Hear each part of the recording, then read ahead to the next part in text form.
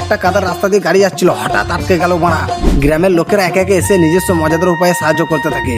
কেউ গরু এনে টানতে চায়, কেউ বলে পিছন থেকে ধাক্কা দে, আর কেউ গান গাইতে শুরু করে যেন গাড়ি নিজেই বেরিয়ে যায়। শেষে গাড়ি বের হলেও মালিক নিজে কাদায় পড়ে যায় মারা।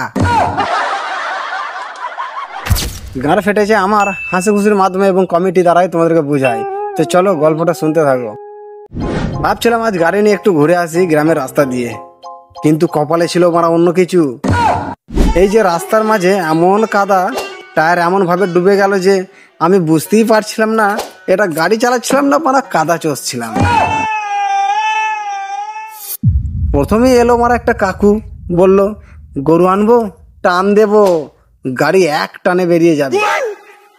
তারপর এলো এক বন্ধু, বলল ধাক্কা দে ভাই, আমি গানের বোল ছাড়ছি, তোরে গাড়ি তুলতেই হবে, নয় এখান থেকে যাবই না। সাইড থেকে মারা আর একটা বাচ্চা বলছে দাদা ইউটিউবে লাইভ দে ভাইরাল হবে।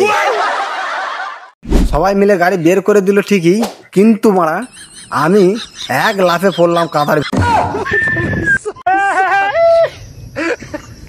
আমার মুখ দেখলে তোমরাও হাসবে না কাঁদবে বুঝতেই পারবে না মারা।